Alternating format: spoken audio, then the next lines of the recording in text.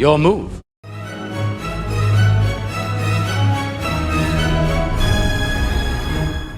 Welcome back to Disney Marvels for week of June 26, 2022. This is episode 182. Disney Marvels, the show about Disney, Marvel, Lucasfilm, Muppets, Pixar, 20th Century, the parks, and much, much more. If it has to do with Disney, it's fair game. I'm your host, Matthew Graykin. So, put the poll out there. It was a little late, but I got the poll out there. The poll's back and going again. And with 4th of July coming up, Independence Day here in the United States, I had to be a little selfish. But Walt would approve it because Walt was selfish this way as well. I had to talk about America for America's birthday.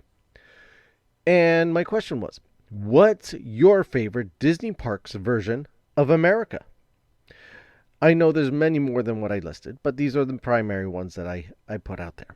And no one said anything different, so this is what we're going with. Main Street, USA. The American Pavilion in Epcot. New Orleans Square, which is in Disneyland, and Liberty Square, which is in the Magic Kingdom. And thank you to everyone who answered. And, I'll start off this way. 17%. Well, I have to go with the lowest one. The lowest one's always first, right? Yes.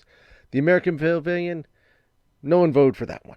Sorry, no love for the American Pavilion in Epcot. I feel bad, but I that's how the people voted, and that's how we have to go with it.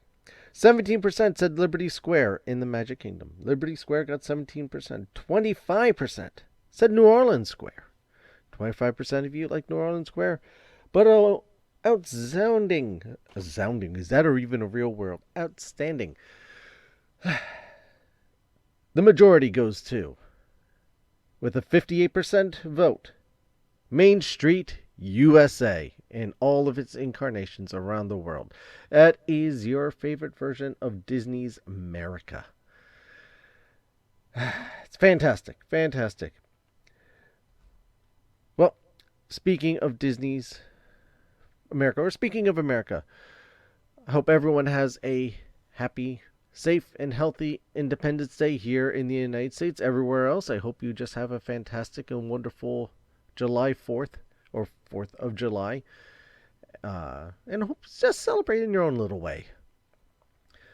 And today, I do want to mention now, because I don't mention it later in the episode, we will be talking about Kenobi Episode 6. There will be spoilers, so consider yourselves warned. Spoilers are abound on this side of the break. And speaking of the break, we'll be back after these words from our friends and sponsors.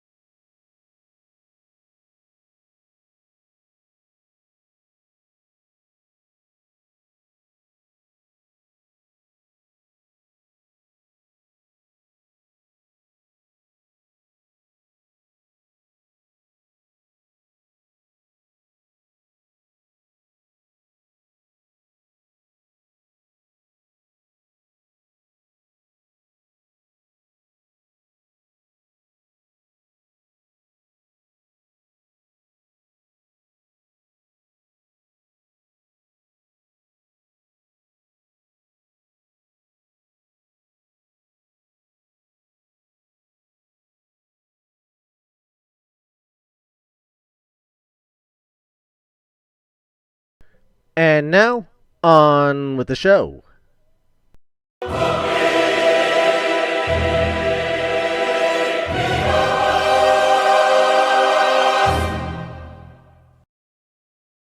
The final episode of the Obi-Wan Kenobi series has come at us like a rancor ready to rumble. And I have so much I want to say about this episode, and I don't want to speak alone because it gets boring when I talk to myself. And I think you guys get bored when I talk to myself. So therefore, I had to bring in somebody who has recently changed his last name to Skywalker and has appeared now on a few episodes. So, Dave Goldman, welcome back to the show. Thank you, Matt. My pleasure, my pleasure. And then a guy who always likes to dress in black, but also wields a very lethal lightsaber and is one with the Force as he walks amongst us. It is Sir Isaac. Welcome back, Isaac. I'm back. Yeah, definitely. Dress in black, sure. Yeah, guys. Thank you for having me back on the podcast. Appreciate it. Oh, always a pleasure. Always a pleasure.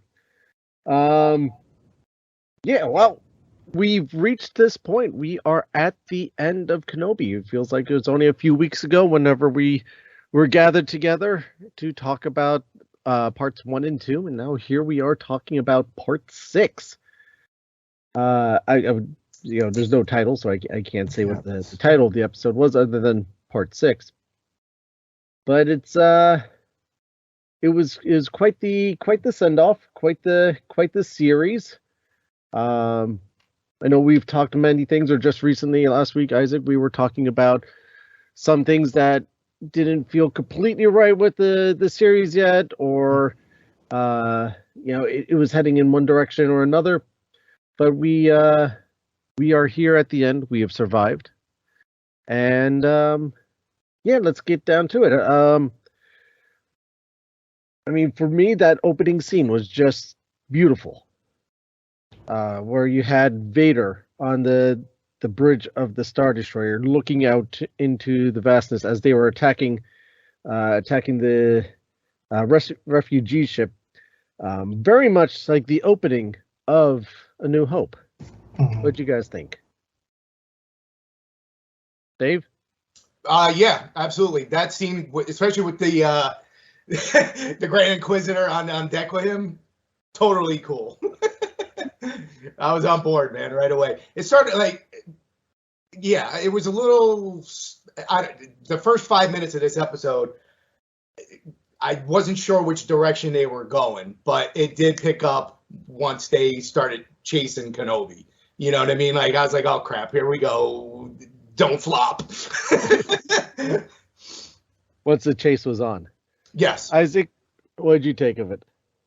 Again, for what the episode needed to do, it again, like we talked about the last podcast. This was the point where they needed to kind of ramp it up and kind of had to put it into full gear to kind of hopefully deliver a pretty decent ending. And for what that episode did, it did accomplish some very fun and some very cool moments. Basically, like you said, seeing Darth Vader and Inquisitor sharing the same room and overlooking, the servants, the bottom, and stuff like that too. But for what the episode needed to do, it was a cool fan service moment, in more ways than one. So it wasn't bad. Yeah. I think even just on the ship, and even though it was a slower point, it was kind of like, okay, where are we going? Where are we going? It took a few moments to get there, but I think we had some very, very strong character moments on there. Mm-hmm. In some dialogue, some really nice dialogue going on,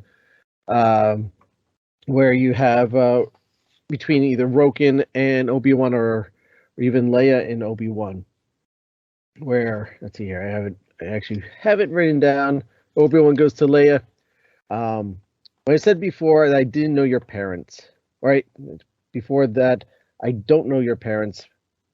Princess Iogona, you are wise, discerning, and kind-hearted. These are qualities that came from your mother, but you are also passionate and fearless, forthright, and these are gifts from your father. Both were exceptional people who bore an exceptional daughter. That was, I think, a very powerful moment. And then the other one that I really, really liked when Obi-Wan was talking to Roken, and basically saying he's going Obi-Wan's going to sacrifice himself to lead Vader away, so that way they have time to escape. And Roken goes, "Wait, this isn't about us. This is something that you want to do, that you want to face Vader. You're not looking for, you're not looking to save us, but you're looking to confront Vader. It's slightly different perspective on that." And Obi-Wan, he won't admit to it. He says, "Just keep them safe." And Roken's like, "Keep it yourself safe too." And then Obi-Wan turns to him, and I love this line. He goes, "Roken, there are not many leaders left. People follow you. Don't stop." Which his response is, "I'm just getting started." And I'm wondering if this is something that we are going to be seeing more of soon. If this is a character that, all purposes, it is a character that could possibly show up in Andor. That's complete speculation, and I do not know if this is going to be the case or not. Yeah, well, he fits in perfectly. Yeah. You have some guys that are on. I think Isaac brought it up last week with some people just being on Star Wars just to put it on the checklist. Mm-hmm. His character just blends in perfectly there. He fits in. He's comfortable in Star Wars. So I would love to see him in something else. Yeah. No. Yeah. Definitely, O'Shea Jackson was a very surprising standout within this series. It's clear that for a dude that's everybody know him for being the son of Ice Cube, for him to step in, as an actor, and he's grown to be very more a bigger, well-dimensional actor from this time. People remember him in this time being Straight Outta Compton to now moving into a series like this, like Obi-Wan Kenobi. It's great to kind of see him take these growing steps as a fantastic actor and build his chops, and it's kind of build a really cool character that, like you said, we could see in Andor.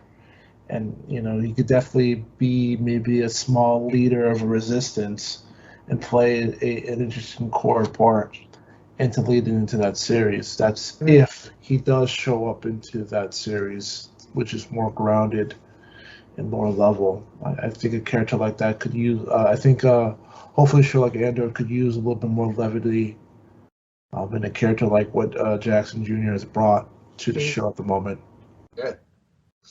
Yeah, Andor can go either way.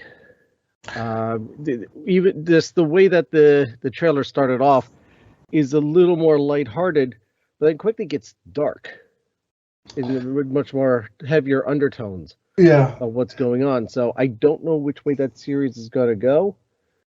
But yeah, this is. I don't think we're done seeing this character. I hope not. Like you said, this could be a character that could, hopefully fit into whatever series that they move on forward.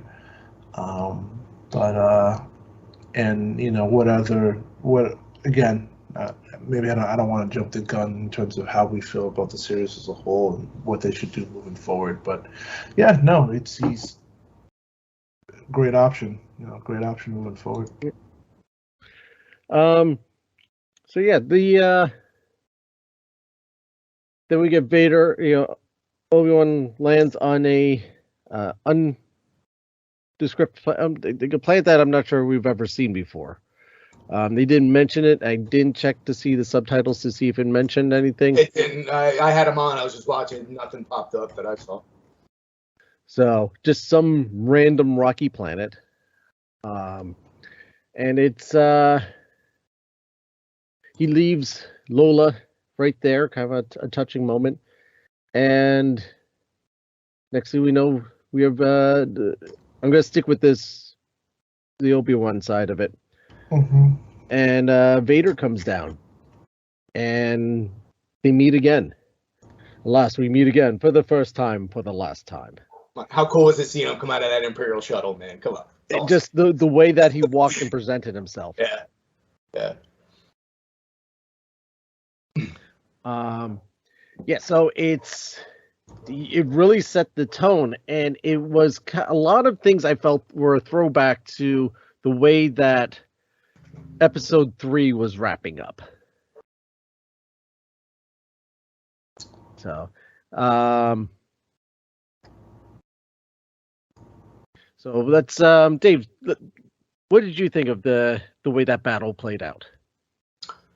That was all right. So to rewind, I thought part 3 was fantastic. The battle scene that they had there, I was on point with. But after that, it was okay. How can they match that? And we got that and more, I think, in this in the final battle in part 6. It was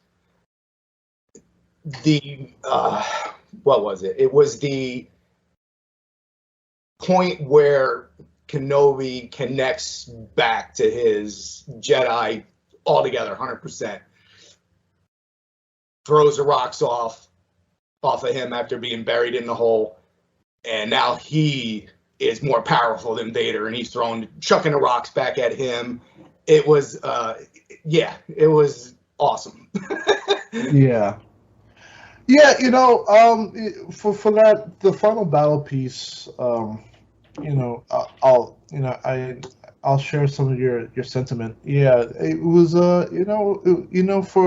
from where, between everything that we've had, between where technology has evolved in terms of special effects, because I know LucasArts has always been one of the studios that have been one of the grandfathers of trying to push for more bigger special effects.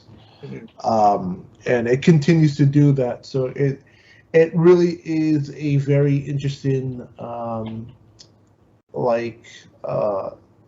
time period of where you've seen LucasArts and special effects when the first 3 films came back out around the 80s, and then to the next step to where you see the films come out in the 90s with the episodes.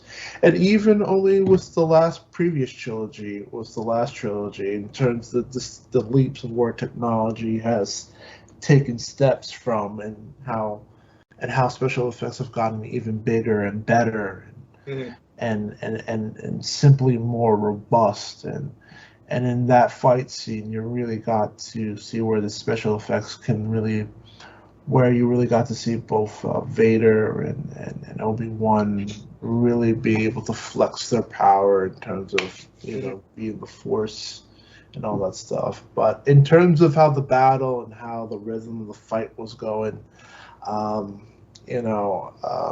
that being said, in terms of how, as a story piece, it was okay. I'm not gonna say it was the grandest of things. It's just kind of like, because I've, at this point, watching so many action movies, and you really kind of see how the set pieces are building up. They've had some really cool moments. You'll have a great sequence, and then, Vader clearly will throw everything at our hero or protagonist, and then hero montage pops up where the character has to remember that you're the chosen one. You could, it has you could do anything if you believe in it, and then, poof, blows up, and then all of a sudden I am the chosen one, blah, blah, blah, throw a mountain, I'm the the best, and then cut scene. And then leave antagonist running with his tail between his legs, licking his wounds. So in terms of the sequence, it's unfortunately a case by numbers sequence. You knew the beats of what was happening to the end, and I think that's another issue. That's kind of unfortunately reflected by, I want to say, it's story constraints in terms of the continuity. I'm sorry, I'm slurring through my words. Between the time beats of what this series can do, because again, like it felt like it was a series that had some restraints to it though. But that fight scene was, a by the numbers fight scene. So yeah, and it had like just visually and like when they clash their sabers together, and you just see that big blue glow on Kenobi's face as they're like struggling. And even when he bashed that breathing panel on his chest, and you heard that iconic like raspy Vader, it's just they did a lot of stuff that was just cool. And a lot of it was throwbacks to other movies. Yes. Mm-hmm. Where you were talking about Anakin getting thrown into the ground was actually alluding to, again, the third movie where Kenobi goes, Anakin, I have the high ground. Yeah. Well, this flip that. Vader has the high ground, or Anakin has the high ground on that one, and Kenobi's, further down. The bashing of the chest, that was to Return of the Jedi, where Vader's chest piece got damaged in that one, which is inevitably what more or less killed him. And then one of my favorite moments were the helmet strike is when Vader fought Ahsoka in Rebels. So actually that's at this point yet to come. But these are all taken from other Vader conflict or battles.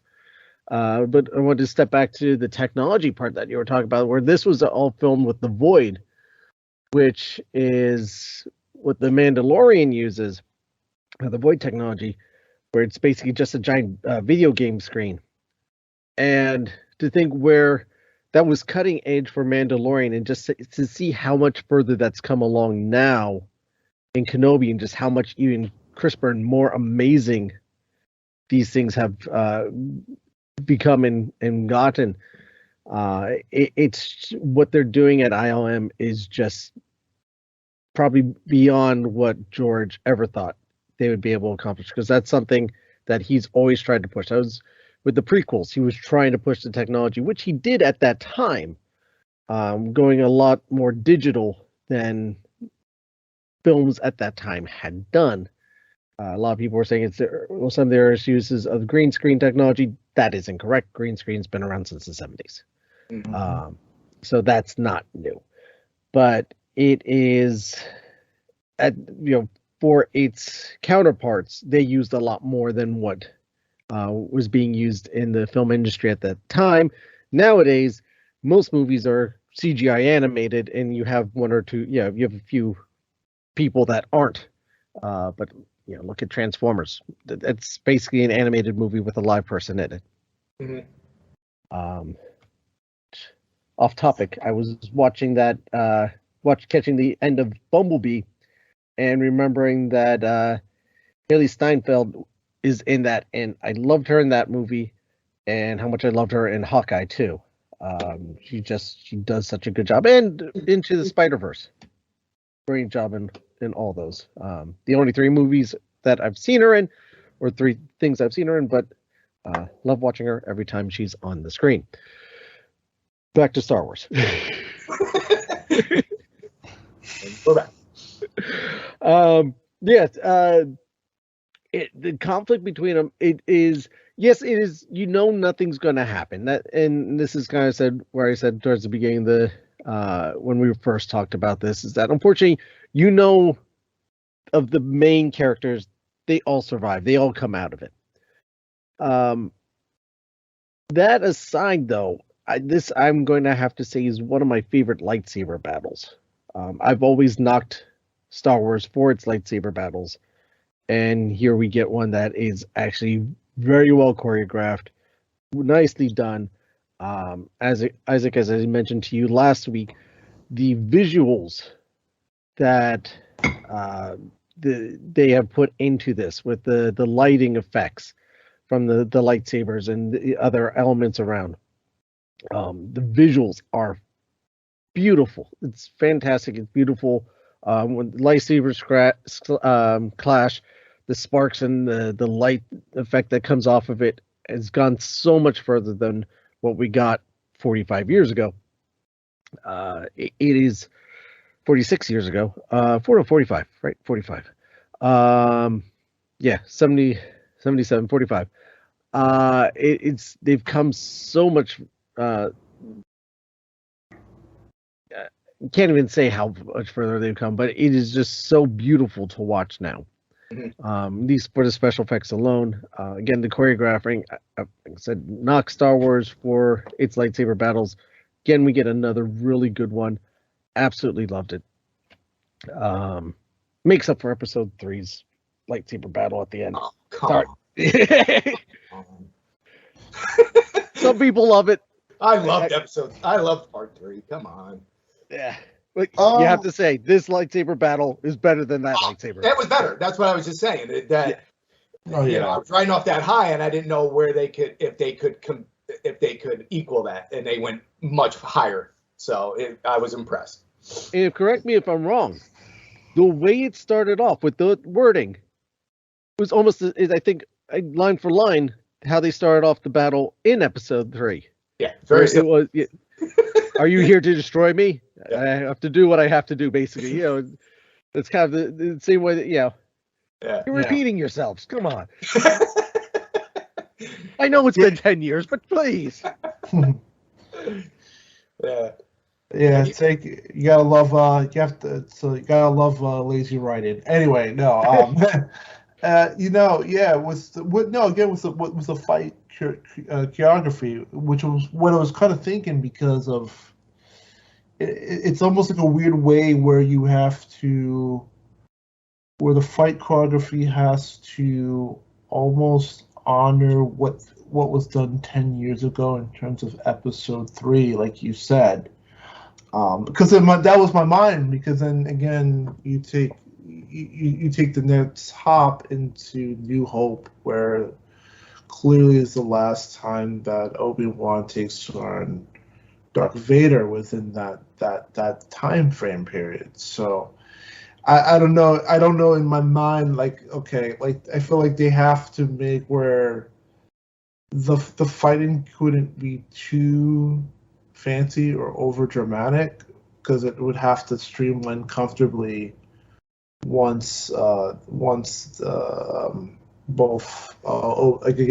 we get into New Hope. So in terms of the fight sequence and how for what both Haydenson and McGregor can do, I thought it was decently well done, in terms of the dance and how they were able to kind of work together and always trying to make, like, I know that Darth Vader is a cool character, but like, you're talking about a big heavy dude. Like, he moves very heavy, like it's big heavy strikes, versus Obi-Wan, who has a little bit more flair in terms of like, he'll do like a back guard, and then swing. He's got more versatility. He's more versatile. He's a little bit more grace over the more heavier swinging Darth Vader, because Darth Vader's not really known for a lot of that. He's just known for like heavy big strikes and then with the normal force power stuff. So,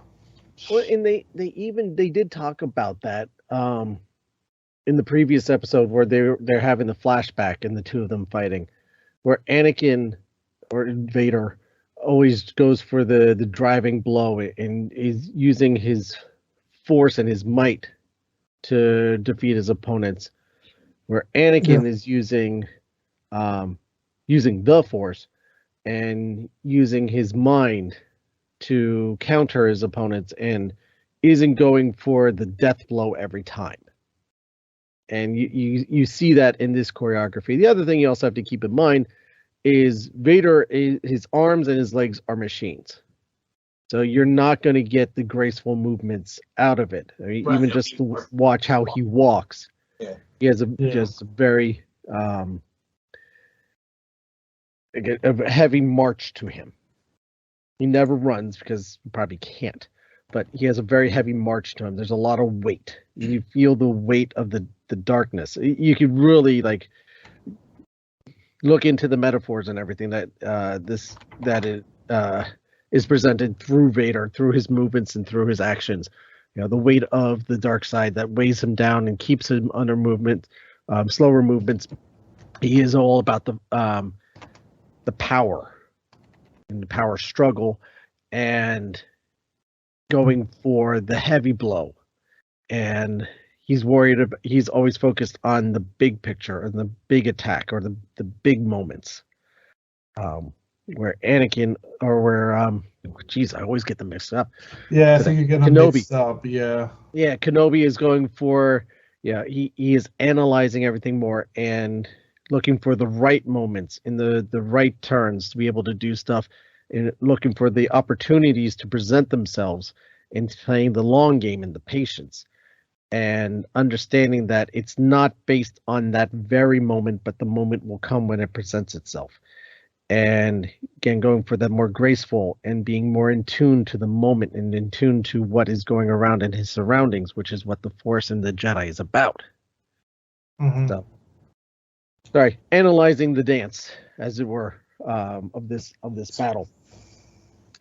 And it ends again, like I said, with the blow to the helmet. You get the part where you reveal the person. I'll leave it at that. The person underneath the mask, and Obi-Wan sees him for the first time. Sorry, Isaac. It's in the French, 1982.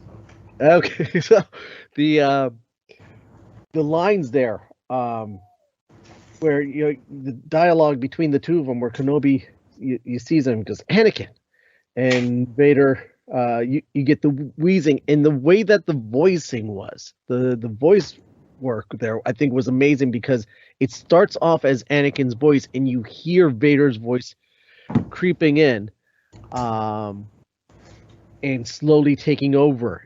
It's not there at first, but each line there's more and more Vader to it, and I thought that was brilliant. Absolutely fantastic. Yeah, the directing skills, the directing that Chloe had for this series. I think a lot of this series rode on her directing abilities, and she did such a fantastic job. And so Vader goes, "Anakin is gone. I'm what remains." Obi-Wan's response is, "I'm sorry, Anakin." Still feeling responsible for this, for what he became.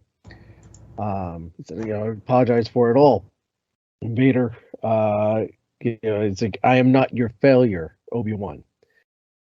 You didn't kill Anakin Skywalker. I did." Mm-hmm. And that is just, to me, that's a powerful, powerful line. Yeah, that was powerful enough to clear Obi-Wan's conscience of any guilt whatsoever that was, affiliated with his training of him turning into Vader. Mm-hmm. He continues, "The same way I will destroy you." And then Obi-Wan, again, foreshadowing into what was said in Jedi by Luke Skywalker, "Then my friend is truly dead." Mm-hmm. Goodbye, Darth. And then Obi-Wan was stupid and walks away. Well, he calls him Darth. Didn't Obi-Wan in A New Hope call him Darth as well?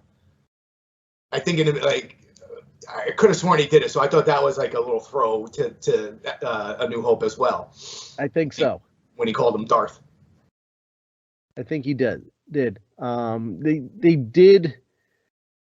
One of the things that they did good with this writing was they did try to pay attention to the connective tissue between what's happening in this series to the movies that surround it.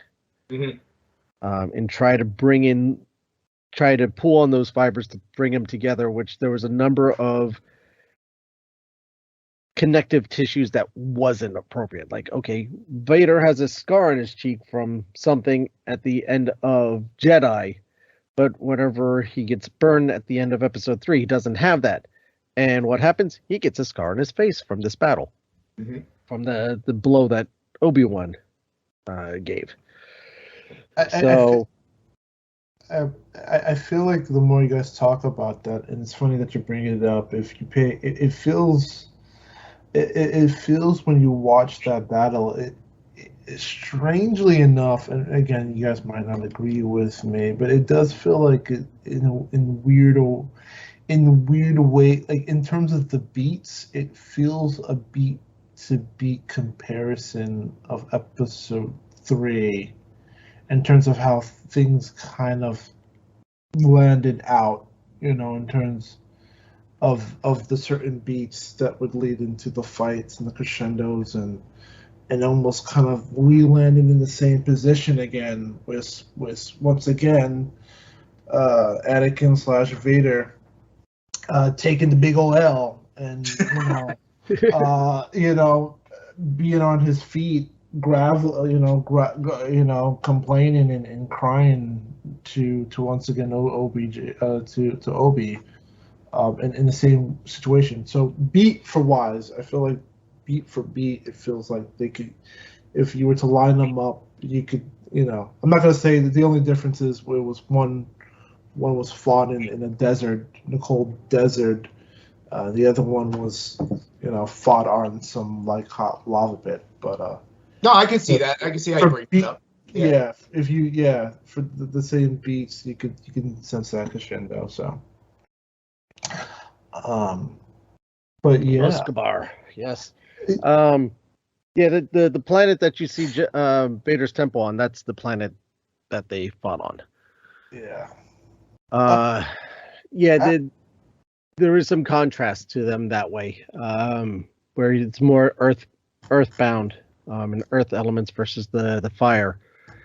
And I think there was an intention for it to have a lot of the same beats. That I think was completely intentional, because you knew it had to play out that way. That was not, I think, by accident. You knew that they had to play it out in a certain way, and you knew Obi-Wan had to win this one because of what happens in A New Hope. Yeah, exactly. I agree. Also, just to kind of move the series forward. Well, I guess what guys, what were your opinions about going back to was it? I hope I might be Tatooine. Yep. Tatooine, which going back to Joel Edgerton and the situation with Luke, because we also have to remember we were brought back to, unfortunately, Moses now in the hunt for Luke Skywalker at this point. What were your feelings about that scene kind of plugged in to that moment? And But the Reva scene? Correct. Yeah. Yeah, well, her character's the one. You want to go first? Sorry. I was going. That's right. I was going to just mention about how she shows up in the market and she's on the hunt. Yeah. And then it plays out where she's hunting for Luke now because she learned about him on the holocron. But go ahead, Dave. Yeah. No, for me, there was three main characters, 3 arcs: Vader's arc, Kenobi's arc, and Reva's arc. Mm-hmm. Reva's arc was the one that there was no real set conclusion to. And that, in a way, kind of bothers me a little bit because I'm not sure, because she knows way too much information to be left alive in the series. So I don't know if that's going to be for a second season, and it'll delve more into her character, but it was 6 parts, so it's almost 6 hours worth of film, and you should have been able to put a cap on her arc as well. You know what I mean? Like, or at least give more of a definitive answer to her arc. No, I feel where you're coming from in that situation with Moses Ingram's arc, and with Reva's arc. It just feels very. It should have concluded, in terms of her character failing to complete what she wanted to do. Right. Although it felt like, in terms of the writers, it just didn't really seem like we get what she was trying to do, but her character just was at times felt very poorly written in terms of how she would reach her moments and how she would reach her points, and to lead into the conclusion that we eventually get, with her just, unfortunately not going with taking out, Luke. So yeah, in a weird way, it's just like how does she fit within the history, and what becomes of her, which is a problem. The fact that she did survive Darth Vader. Out of all the characters, usually when you go up against that guy, other if you're not Obi-Wan or you're not Luke Skywalker, it should have been lights out. Like your character should have been done. Yeah. So the fact that they kept her alive, and for her to go after Luke, which really at the end of the day, really doesn't really make much any sense at that point. What do you do with this character? And again, where does she fit within the time in the mythos and her time period, and how long does she move on? It's I don't. Again, is it a situation where the hopes that they get a season 2, is that what they're trying to bite, that they can continue to explore this character? But yeah, it just, like you said, Dennis, I really don't understand why her arc should have concluded in episode 5, really, right. and gone out with the person's death. Which, if that were to be the case, I wish the fight scene on episode 5 would have been more bigger of a grand finale for her. Like, she went out truly swinging, and I have to admit, like, going back to like Star Wars, like, again, me talking with Matt and how we felt about those battles, it wasn't really that great of a battle. Like, it wasn't really great of a battle for her to go off on. So, yeah, it just seems like a character really in limbo that really should have died. Yeah, last season. I think that, and we've been saying this all series, that like we can't figure out her character, and she's not the strongest character in the series by far, which is unfortunate. Not the best well-written character. And I get what the writers, were trying to do with this, and kind of, okay, this is her redemption and how they went about it. And on a literary stance, it makes perfect sense. It just did not translate well. It's like, okay, she, for whatever reason, and okay, she sees the holo message and about, okay, getting the boy on Tatooine, But why does she feel compelled, other than, I guess somehow she puts together that's Vader's son, so if I can't get the father, I'll get the son?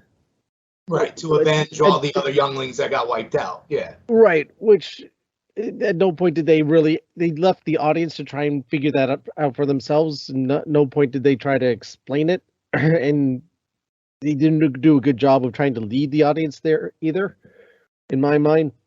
But she obviously heals pretty well from getting run through with the lightsaber, because she has to just put a towel around herself. I guess, she's using the Force to keep herself going.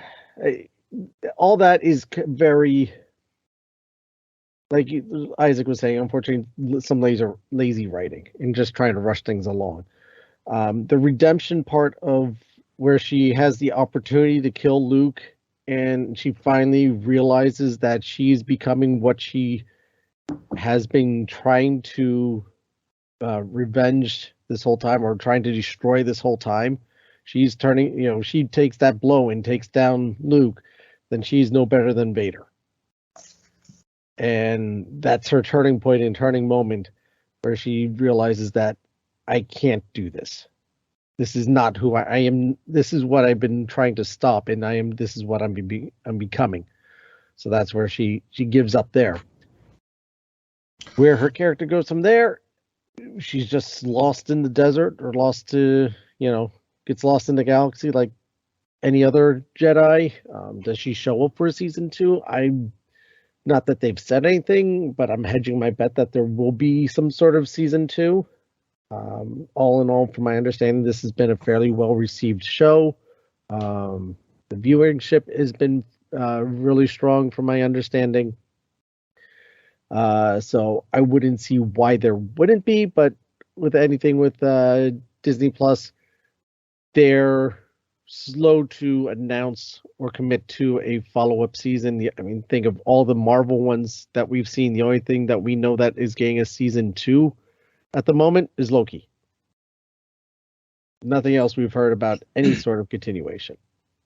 Well, yeah, I think Marvel-wise, yeah, in terms of the Star Wars universe, in terms of sequels, it's just Mandalorian right now, rightfully Right. so. But yeah, it just was Moses was Reva's character. It just was a haphazard, poor storytelling of a redemption arc that felt very clumsy all the way up to the season finale, which really, again, I don't really understand why her character is still around. But if it is just to hopefully keep her around for a season 2, I don't know. But it doesn't really comfort me in terms of her writing, if her writing will get any better for that character. Unfortunately, they didn't do a great enough job that I want her character to be around. So At no point did I ever. I was excited about her character to begin with, and then I just never really grabbed me. But with that opposite, it unfortunately keeping her character. And then in that same breath, there was another great character played by Indira Valma playing Talia, which her character was brilliantly fleshed out and was brilliantly acted to go out the way that she did. So I felt like the characters really should have been reversed, where I feel like Tala's character played by Indira Valma should have stayed around longer, because I could see that character could have played off very well with Obi-Wan, because it felt like with her character, it seemed like they were going to build like a romance interest, which you could see going, and then you can kind of play within that range for the limited time that they have, versus what they did with Reva's character. I think they should have. I really felt like that they should have killed off Bose's character and kept around Tala's character. I feel like they wasted a really good, well fleshed out character in Tala. That's what I'm very upset about with the series. So, Dave, would you like to rebuttal that? No, I'm just like the whole saber to the stomach thing. Like they should have given us a little thing on how the Grand Inquisitor survived his stab to the stomach. Yeah. I have a feeling Reva. I just picked up on something that it could be dumb. It just in part 3, when Reva was in that room talking to the fifth brother and the other sister or whatever, and he used the Force to flop her down on the table. She gets back up. She holds her stomach, and then looks down, and goes, "I'm going to report to Vader whatever information they had." Now and then if you look at the recap for part 6. They had a little scene where it looked like Anakin and then Vader were both plunging a saber into her. So I'm wondering, when she was running as a youngling, did she get stabbed and somehow survived it? And then the Grand Inquisitor hit her back in that same spot. So it just re-injured whatever was there. Again, sloppy writing, but I'm just theorizing. Yeah, I could be way off here. So you're saying she got like the Fennec Shan treatment? Yeah, she had some kind of, the Fennec Shan, she got repaired, some kind of robotics in there, and got stabbed again in that same section. They never showed anything. They never, they, like you said, they put a towel around it. Hey, I'm good. Wasn't that confusing? Because didn't the Inquisitor say that we found you hiding in the gutters or something like that, or Yeah. she was found under and it was a little bit all over the place. Like they found her in the gutters, and then she would become an Inquisitor. But in the same breath, too, didn't she also say that she hid under the dead bodies? That way, she would have been picked out by Anakin. Yeah, she said that. That's what she got stabbed, and she was hanging out with the other ones to hopefully live. Yeah, she said she was hiding under the bodies, and it's all over the place with his character. I don't really get. Well, he has like 3 different backstories within. Right.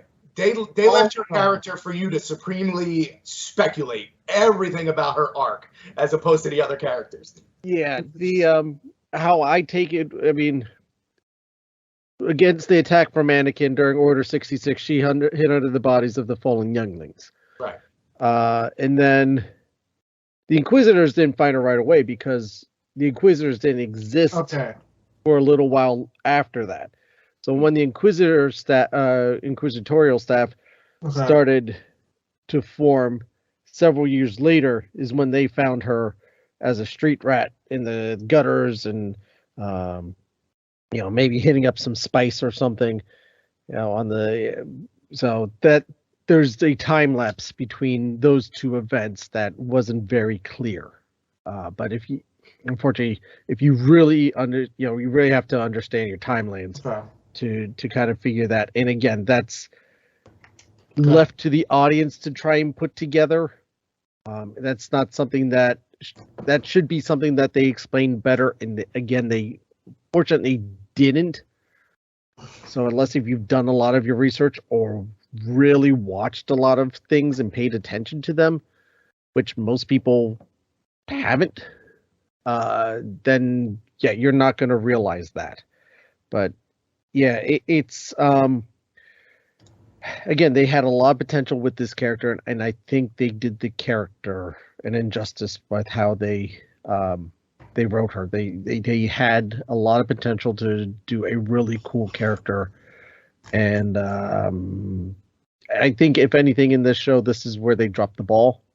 Yeah. I mean, for me, she did grow on me as the show was going on, but the way it ended with her, I'm like, here we go again. What are we doing? As I heard on Coffee with Kenobi, Dan or his guest was saying, a friend of the podcast, Dan's there, saying, how many lightsabers are buried in the sand of Tatooine? Yeah. You walk around with the metal detector. Boop, boop, boop, boop. Oh, there's another one. There's another one. So that's a long running trope now in Star Wars that it's like, all right, let's move along. I liked where going back an episode where you had the lightsabers on a tray on that planet that they were trying to smuggle away from. Yeah. And then here's the lightsabers of Jedi's past who've gone through here and had to give up who they are, and symbolically their lightsabers are left behind on display. That I thought was really cool, and her just tossing her really cool lightsaber off to the sand. I don't think she did. She bury it even? I don't think she just tossed it and walked, right? Sure, I think she just threw it away. She just threw it in front. They both stood up, and that was it. They left it there. Yeah, and they just kind of threw it away and walked away. I like what's considered supposed to be a more elegant weapon from a more elegant time. That's a lot of respect there for it. I guess because what it represents. It represents death. It represents persecution. It represents genocide. So you don't even get the respect of a burial. So I guess. Don't they know they have a 10-year-old Luke running around there? He could pick that up and actually kill himself. Come on, didn't you screw up the whole canon? So some sand person comes along. Or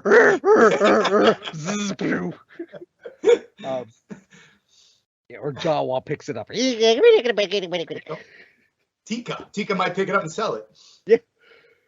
But yeah, that's the unfortunate part. I mean, I love the exchange line at the end of them saying that where do I have it here? About being free. He's like, she, have I become him? And Obi-Wan was, no, you chose not to. Who you become now is up to you. And then she says, now you're free, and we're both free. And I do like that line. I like Obi-Wan's lines. It's just what they did with her. Just, it's a shame. It's a shame. She's now Reva Skywalker. Well, I don't think she wants to be Reva Skywalker. Yeah, that's exactly what she was trying not to become. Not to be, yeah. She's Reva Palpatine. Ray, we have found your mother. I think that's the most unfortunate thing to come out of this series is, the Inquisitors, I don't think were handled as well as they could have been. No. Just on a whole. No. You really could have gotten a sense of you got a sense of the power of Darth Vader, again. And I saw someone post online about how in the original trilogy, you learn that Vader's this powerful and dark character, but you never, but when you got the prequels, you kind of lost that sense with finding out who Anakin is. He's just this child and misdirected, and you watered the character down. Mm-hmm. But then with the end of Rogue One, and then with him in this series, you get that dark, that foreboding. You remember why Vader is one of the quote-unquote best villains of all time. This series is what I actually wish we would have got for episode 3. Instead of him just being flipped to Vader at the end of episode 3 and going, no! You know what I mean? This is the kind of what I wanted to see back then, because he wasn't really Vader at that point. Now he's Vader at the end of the Kenobi series. Yeah, even at the beginning, the earlier parts when we first see him in episode 2, where we first see him, there's still that dual nature of him, but by the end, he is fully the Vader that we see in 4, 5, and 6. You get the sense of, okay, he's discovered his purpose and his transformation is complete. The entire series of Kenobi is a story of transformation and discovery. And it's not just Obi-Wan's transformation and discovery back to who he was and what he needs to be going forward, but it's Vader's transformation from who he was to what he has become. To full-blown Vader. Yep. Yeah. So. Which was emphasized by the Imperial March. Yep. And getting the Emperor reprising his role, Ian McKellen's up there, and just portraying it again, I sense, there's a problem with you, my friend. I found that was interesting, the wording where he starts off, he calls him his friend. At the end, he's referring to him as Vader. Yeah. And again, it's that connective tissue between the prequels and the originals. Mm-hmm. Did you pick up on that, Isaac? Yeah, no, again, based on what was the material that you're working with within the timeline, you have to make sure that you make those connections at some point. So yeah, I wasn't too shocked about the Emperor making his appearance and basically reminding him, hey, you got to let go of your emotions and any light that's in you, and make sure that you got to be full baddie when New Hope comes around, man. So stop being a punk and get that crap and put it. We have a bigger picture here, man. Come on. The Emperor slapping him around a bit. Come on, you're my general. What's wrong with you? Yeah. Stop moping Big around. Big picture again. Big picture. Yeah. Stop moping around your previous master and get your head in the game, Anakin. Jeez. So yeah. So. It was still cool to see the Emperor again in that hologram. Yeah. That was cool. I don't think quite as cool as one of my favorite moments and seeing Qui-Gon finally showing up. I had a feeling that was going to happen at that point.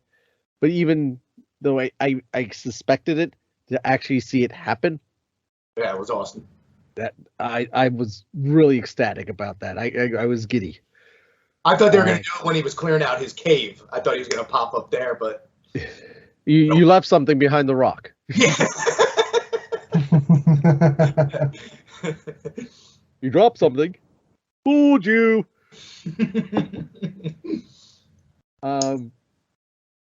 That, and I think the that is up there, but I think my favorite moment was when Obi-Wan met Luke and he said the infamous "Hello there." Oh, yeah. Yeah. I got that game, as silly as it sounds, that gave me goosebumps. Mm-hmm. Yeah, that's the beginning of the long history of Obi-Wan looking over Luke's and finally kind of coming out of the shadows and really kind of being more of an important part of a family figure now and into Luke Skywalker's life. So that was a pivotal moment to the beginning shifts to New Hope. He's no longer the creepy old guy watching Luke from a distance with binoculars. But did that ruin anything as far as canon when he met him? No, because it's left ambiguous in the originals that Luke knows of him. So it's just like Leia. Well, they kind of cleared that up, though. He's like, we got to keep our relationship a secret, so that kind of helped to close up. But he also said, if you ever need help, please call me again. But they know of that character. They know of Ben Kenobi. It never explains the relationship, how they know of him, or anything beyond that. But there is a familiarity. It's never explained to what extent, or anything beyond that. But the fact that they know of his character doesn't really mess with anything. Mm-hmm. Isaac, any favorite moments out of this one? Favorite moments? I guess. Don't struggle too hard. I would have to say the favorite moments would have to be within 6. Again, the battle between Obi-Wan and Darth Vader would have to be the more favorite moments in terms of that fight sequence. Would have to be the more better standout moment for the series. But other than that, it was okay. That would be my only favorite moment. I could really stand out from it. So, okay. Yeah. Dave, what's your favorite moment out of part 6? 6 had all kinds of eye candy. Just like in the beginning, Vader and the Inquisitor together, the cracked mask. What else? The Qui-Gon ghost. All of it. It just phenomenal episode. That was the way to go out. Okay. So, if we were to rate just part 6, what would we give part 6 on a scale of 1 to 10? Dave? I give it a 9. Isaac? I would give it a 8. And I am going to see your 9 and give you a 9 as well. Mm-hmm. So, on a whole, I actually do have these written down in front of me. So, part 1, Dave, you gave it an 8. Isaac, you gave it an 8. I gave it a 7.5. Part 2, Dave, you gave it a 7. I gave it a 7. Isaac, you gave it a 5. Part 3, I did that one by myself, didn't I? Yeah. So part 3, No, I that you gave did that. with Matt. Nope, I did that with Matt. I gave it a 6. He gave it a Twinkie. Give it a Twinkie. Part 7, part 4, I gave that one a 7. And what else was on that? Was on me. Part 5, that was me again. That was a 9. Isaac, you gave it a 6. And then we just gave this ones our 9s and 8s.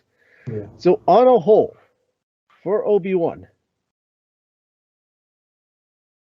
Dave, how would you rate it? The overall series, Overall series. I give it an 8, a strong 8.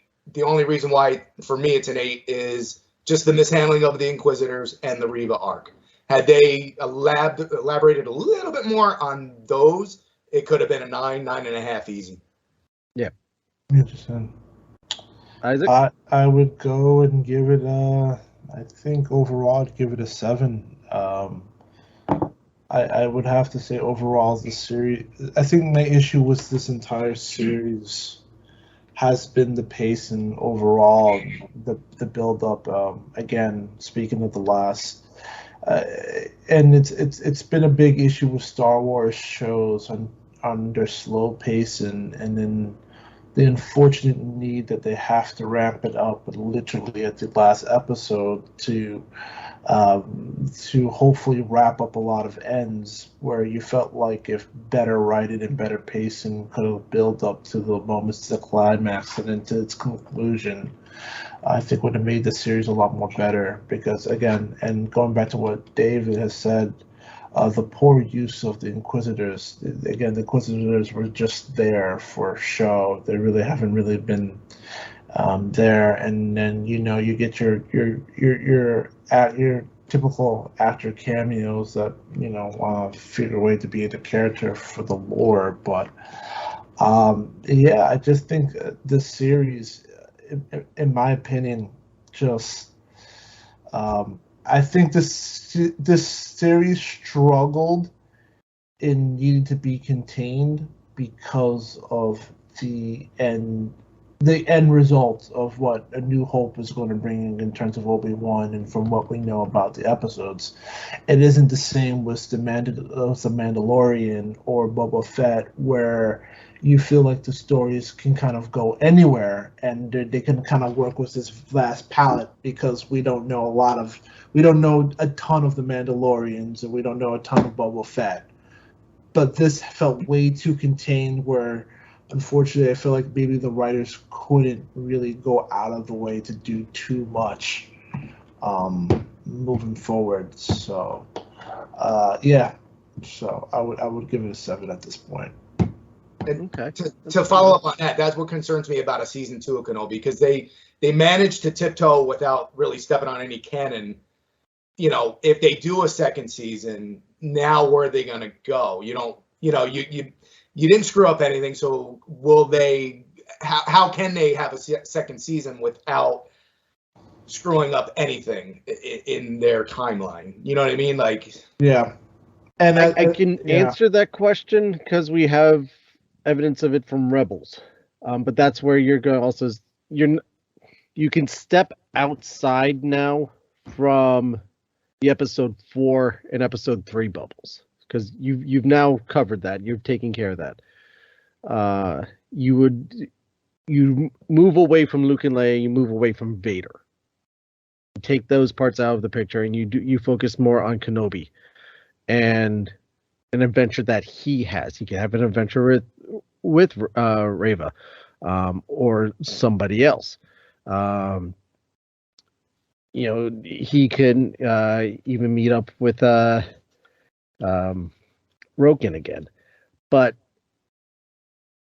you eliminate that, but now you have to keep in mind that Rebels will be starting up shortly, and he does make appearances there, so you have to keep that continuity going. Since we have established Rebels is canon, so you have to work that angle. But like Isaac was saying, you don't have that issue with Boba Fett. You don't have that issue with Mandalorian. I would actually even beg to say that Mandalorian doesn't have the pacing issues that these other series has had so far. Boba Fett had the pacing issues. Start off really slow and rush at the end. I feel Mandalorian's pacing has always just generally been better on a whole. Yeah. Because it's just completely free from anything and everything. The I don't know if Andor is going to have that same situation because you only have, as far as we know, one character that has anything to do with anything. And when we're introduced to that character, he's in, the back scums of some downtrodden planet. So beyond that, you have, there's Mon Moth shows up in that. So you have a little bit there, but again, minor character versus dealing with 4 major characters. I think that was the hardest thing with this series, that you had 4 major characters that you knew had to continue on. Yeah. 1 or 1.5 major characters that have to make it through. You give a lot of playing ground, a lot of more liberties to writers to be able to introduce other characters that could have unknown fates. So that and to move on to that, and my fear of them trying to do a season 2, like I said, like what David said, I feel like to me, I feel like they've concluded what they need to accomplish with this, and I don't know where they would go with. Like you said, I know you give great examples about what they could do with the season 2, but then again, I also feel like that even puts even more of a constraint in terms of what you can do with Obi-Wan moving forward, unless, like you said, Obi-Wan goes on this wacky adventure that hey, turn B left and go on these crazy adventures until you have to pivot right back into being, the old dude that has to teach, that has to kind of tell Luke that he's a Jedi, moving forward. So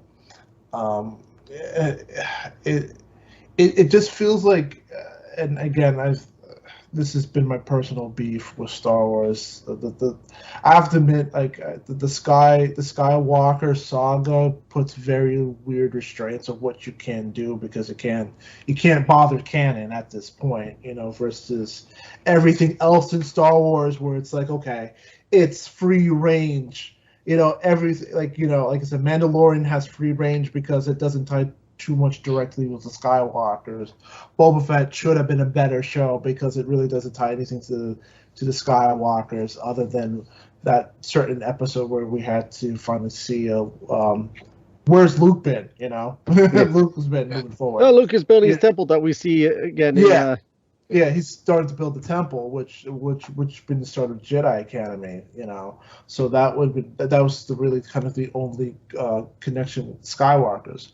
Other than that, anything that contains to the Skywalkers has to be very specific, and I feel and I just feel like with Obi-Wan, he plays way too close to that canon to where I feel like doing the season 2 wouldn't really, in my eyes, wouldn't really progress anything more further for the Skywalker saga. So. Exactly. I agree with him. I mean, it appears that they accomplished what they wanted to. Yeah. So, do I want more? Yes. But if I'm really happy with what they put out, so if they were to end it, I'm good with that too. Yeah. I mean, I would be completely fine if this was a one and done. Yeah. There you go. It is almost 6-hour movie. Yeah. Personally, I hope it's a one and done. Like, to me, like I would not want to see a season 2 just because of you like I said, like Dave said, I feel like you completed what you needed to do with this character, and I think it's time to look into other parts in the galaxy for other characters and build on those adventures. I believe. Like I said, like Andover, like I'm very interested because it has nothing to do. It has everything to do with Star Wars, but it has, this is kind of the first time where we're not really dealing with the Skywalkers. We're dealing with everyday people, and how they handle the Empire and the beginnings of a rebellion which starts off. It's a Rogue One, so. Well, you get some of that in the Rebels series. Yeah. Mm-hmm. You're also seeing it some in the Bad Batch. So we're getting more into that territory, which I think is a wonderful territory because the movies really never touched on it. Yeah. You were told about it. It was inferred, or it was left to your imagination that kind of these things were happening. But now we're getting a lot more. So this is a beautiful area to be exploring. But if you step away from the Skywalker center of it, there's a lot to explore, and not mess up anything else. Then you got like Ahsoka that's coming out. That again, that takes place after the fact, and won't have anything to do that we know of with anything Skywalker. And that's going to be, again, that's a moving forward series from an ending point. They don't have to worry about, what happens, because we don't know what happens to these characters, other than the ghost ship does show up at the end of Rise of Skywalker. But that doesn't have to play into anything. Because Chopper shows up in one of the movies too, and that doesn't mean anything. So that is yet to come. But the overall, I'm happy with what we're left. I know this has been a passion project for Ewan McGregor since Solo came out, and we finally get to it. I think they did it justice. I think doing it this way did serve it better than if it was condensed. I mean, let me see what you guys think. How would this been better? Did this work as a 6-part series, or would have been better as a 2 hour 40 minute movie? Well, most of the episodes are what, like 35, 40 minutes on average? Right. A little shy of 6. But they could have shaved out maybe the first rescue Leia mission, you know what I'm saying, and save 35 minutes if you wanted to make it shorter. Other than that, to me, it played out perfectly. You know what I'm saying? Like, because you didn't need the 2 rescue missions. So if you wanted, you could have made it a 5-parter, an hour each, and called it a day. Okay. Isaac? That's tough, because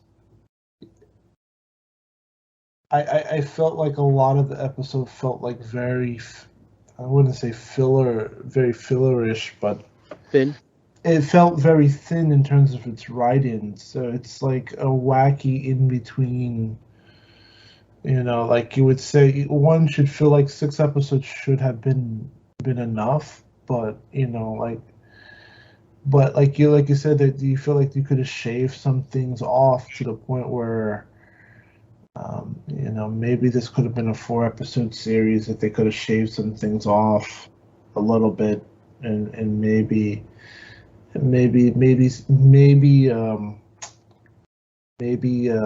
Disney should kind of wave this weird narrative where we have to have like an hour, like we need to have an hour between 6 episodes to stretch out, and maybe we have 2-hour blocks where we can sit down and tell a story, because the first 2 episodes, wasn't the first episode like 30?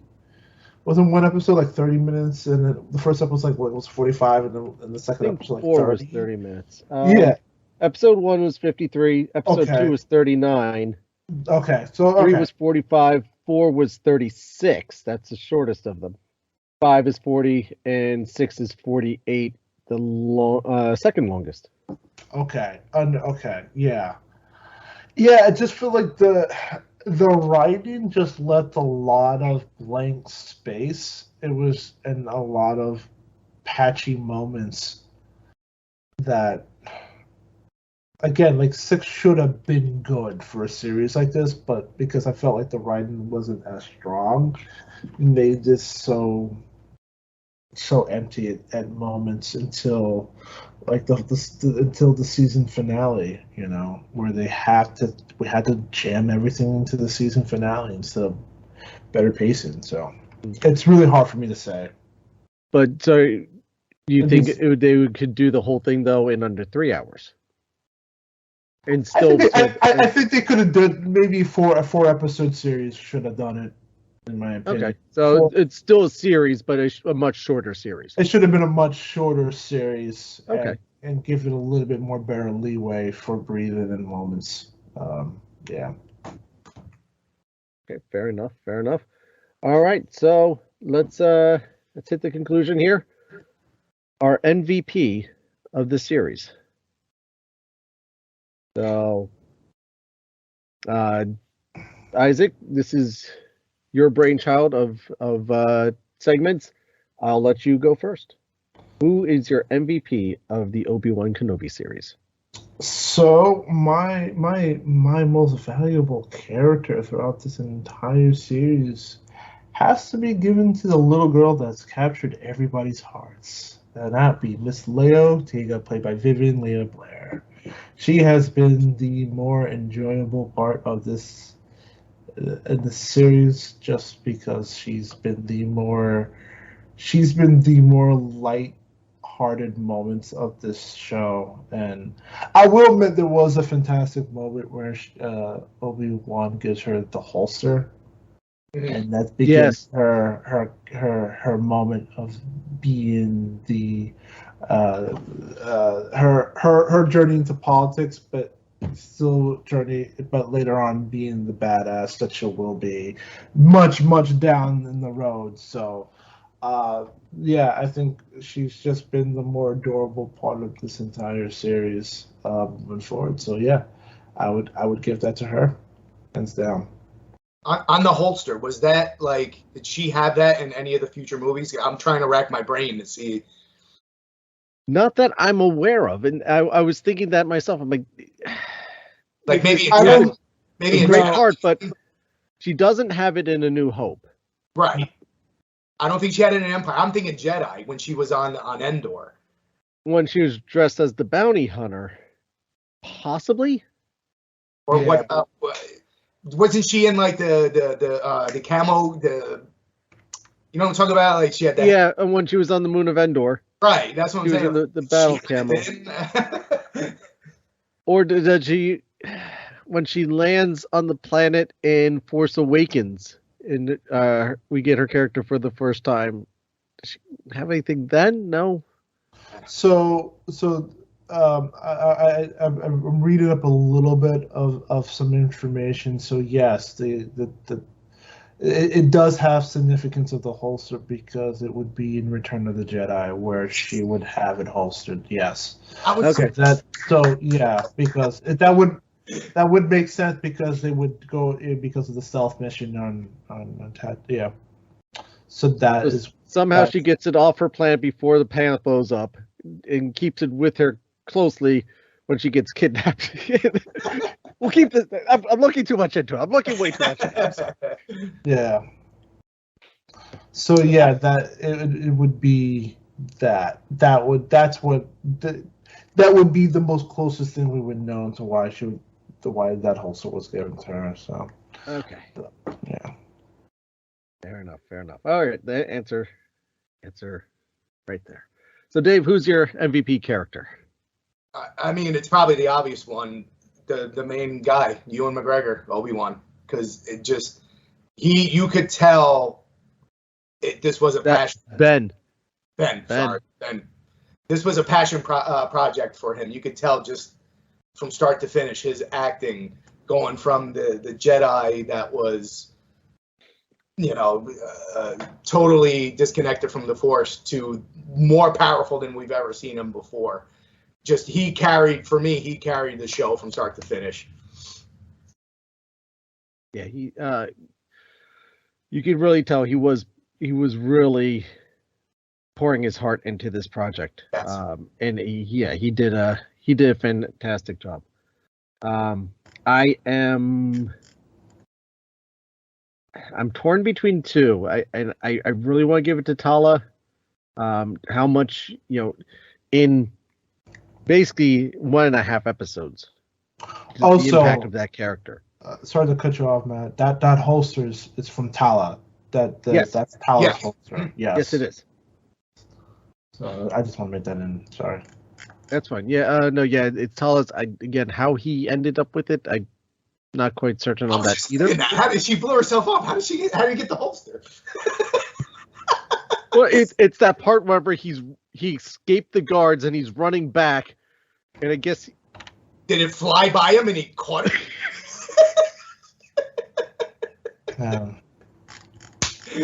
Lazy writing. No. And it's in perfect, pristine condition. Yeah.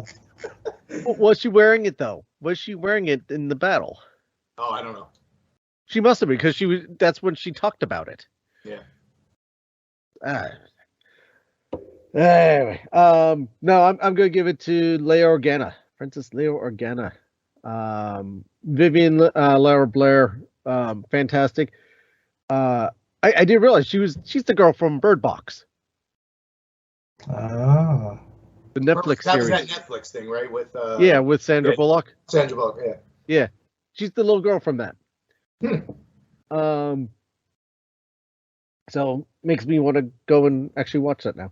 No, I for a girl who is 8 playing a 10-year-old, where it's usually a teenager trying to play a younger one. She was actually underage of her character. She's 10 now when the series comes out, but considering that they filmed it last year, she just turned 10 this month, June.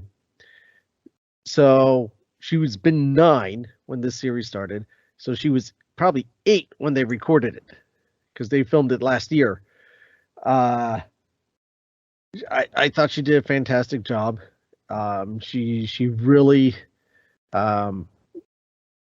embodied the character of Princess Leia. Writing again to get all the right tones and notes. They did a good job with that, and she did a great job portraying it and delivering it, and doing Carrie Fisher proud of carrying on the legacy of this pinnacle character of Star Wars. So yeah, I my runner-up would definitely be Tala, and it'd be a very close match there. But yeah, no, Leia, I think did a wonderful job. She kind of became more of a back character towards the end, but at the beginning, particularly in part 3 and in part 4, she did some wonderful work. Yeah, I can't argue with that because, again, like I said, from parts 1 and 2, I didn't expect her to be in the series. So, shocked she was in it. She pulled it off. I had no issues with her. No, not at all. Not at all. Yeah. So, any final notes, gentlemen? No, nothing at all. Nothing at all. I just think, another Star Wars series on Disney Plus. So. Yeah. Do we want to say our favorite part of the series? I've already said that the best part of the battle, series was the battle, so it would be kind of repetitive at this point. Okay. Dave, do you have a favorite part of the entire series? The entire series? I know that's a lot. Yeah, there's a whole bunch of there. For me, it would have to be when he was talking to the Emperor, because that is, for me, the conclusion of that. Now we got Vader. The Imperial March goes. Boom. Now he's put all that stuff behind him. He's not obsessed with Obi-Wan no more. Now hopefully we get a Vader series and we go off from there. So, but no, that was my favorite, because the whole thing, it was always a torn Vader. Is he Anakin? Is he this? Is he? But now we know for 100% fact he's Vader. Even to the point where we had Hayden Christensen during interviews saying, well, they are basically the same person. Yeah. And at this point, they're not. And even Vader himself says, no, I killed him. Mm-hmm. Yeah. Which was awesome. Killed him, I took over his body, and you are going to die next. So yeah, that's I get that. For me, it's kind of a weird moment, but something that just stuck out in my mind was whenever you have Vader come out, and this is part 5, and reach forward and pull the starship out of the sky. Yeah. Use the Force and rip the hatch off of it. Mm-hmm. Just really, you very few moments do you ever see the power of Anakin or Darth Vader. And right there, I mean, to take a ship with its thrusters going that can get away from a tractor beam, by putting, easing off the throttle and it gets off the tractor beam. He just plucks that thing out of the sky like a leaf. Yeah. Slams on the ground and rips a huge chunk out of the hull. Yeah. Like it was paper. That's a cool moment. That if you ever need to show someone in 30 seconds why you should fear Darth Vader, there you go. That followed by the scene from the end of Rogue One. Oh yeah, just ripping through the ship and throwing people left and right to get to the plans. Yes. So yeah, that's my little giddy nerd moment on that. Mm-hmm. All right, gentlemen. I think that concludes our talk on Obi-Wan Kenobi. Mm-hmm. Thank you both for coming on. It's always a pleasure talking to both of you. It is something that we need to do more often, so we shall at some point. We have plenty more series and movies coming out. Mm-hmm. We have Isaac's movie coming out, Thor: Love and Thunder, where he plays the title role. We get to see Isaac standing in front of the god Zeus. Yes. And the girls oogling over him. When's that? It comes out in what, like 2 weeks or so? Yeah. 2 weeks, I want to say. Yeah. Really? In 2 weeks. Yeah, it drops 2 weeks. soon. I already got my tickets. It drops very, very soon. Yeah. No, nice. I don't know why you put me in Thor. I thought you were talking Korg. Yeah, I played Korg in the series, so you get to see rock hard butt cheeks if people are looking forward to that. Isaac's chiseled body. I wouldn't say chiseled. It's a little concave. There's some. At least cuts. there's mine's a little more obtuse. So that's. Yeah, it's more. It's a little bit more rigid. It's hard to sit down on the bathroom. So there we go again. Oh boy.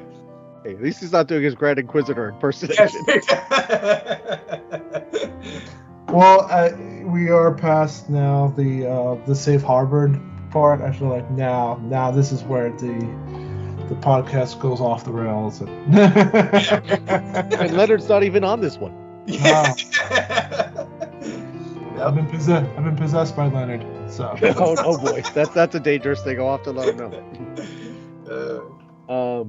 So yes, again, thank you both, and we'll be talking soon. Absolutely. Thanks again for having me. Thank you for having me, man. Pleasure. Our pleasure.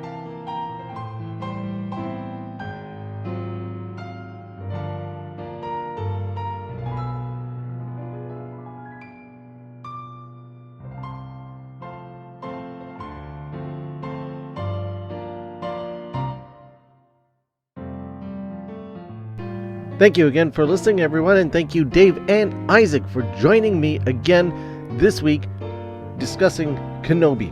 And we may not be done with Kenobi just yet. Find out next week. But in the meantime, make sure to join our conversation. Join the family on social media and let us know what you thought of Kenobi. Join our Facebook group, facebook.com/group/Disney Marvels Podcast. On the Twitter, at Disney Marvels, on Instagram at Disney Marvels Podcast, on TikTok at Disney Marvels Podcast, and also don't forget to subscribe to our YouTube channel where summer's around the corner. I'm going to try to go live on there. We'll have to test it out to make sure it works. If not, we'll revert back to the Facebook group. You can leave us a voice message, be heard yourself on the show. You can do this through the Anchor app or Anchor.fm website, or record a message through your electronic device, your smartphone, your tablet, your computer, and email it to disneymarvels@gmail.com. You could also email us any questions or suggestions you may have to that same address as well, which is disneymarvels@gmail.com. Don't forget to check out the latest Disney Marvels blog over at disneymarvels.blogspot.com, where I will try to update that as soon as possible. Links to all of these are in the show notes. I want to thank you for your time. Yes, you, the listener right here. You, not the other person. You. I want to thank you, and each and every one of you, for checking in every week, listening to us. Really appreciate it. We love this time that we get to spend together with you, and we do it for you.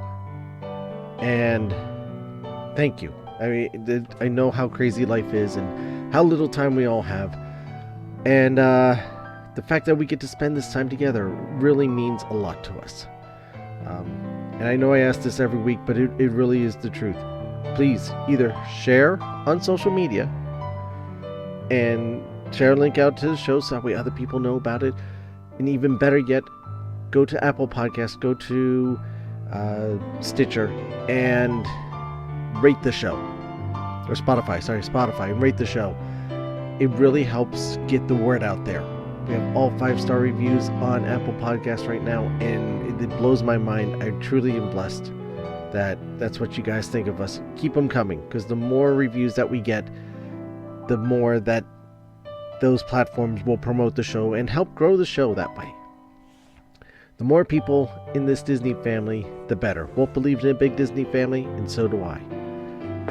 Don't forget, while you're at it, to subscribe to the show. This way you always know when new episodes are posted.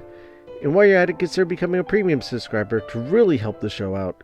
Get those movie reviews going, get some of these other reviews and stuff going. And just, unfortunately, these things aren't free. You can do this over at anchor.fm/DisneyMarvel/support or find our Patreon page. You can also check out the merchandise shop, get yourself some really cool Disney Marvels podcast stuff, mugs, shirts, hoodies, sweatshirts, all sorts of different fun, and it's quality stuff. I have several of the things myself, and they hold up. The images hold up, the product hold up, they're comfortable. They're some of my favorite articles of clothes. So get yourself some. And they're always having sales, so definitely check it out. You can find the links to all these in the show notes, because remember, this show is brought to you by listeners like you. Again, my old proverb here. In Japan, broken objects are often repaired with gold. The flaws are seen as a unique piece of the object's history, which adds to its beauty. Consider this next time you feel broken. Now, of course, I'd like to end this week with a quote from Walt Disney himself.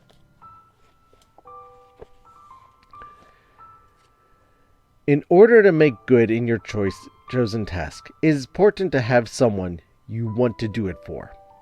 The greatest moments in life are not concerned with selfish achievements, but rather with things we do for the people we love and esteem, and whose respect we need. Again, that's Walt Disney. Thank you again for listening, everyone, and I'll see you next time.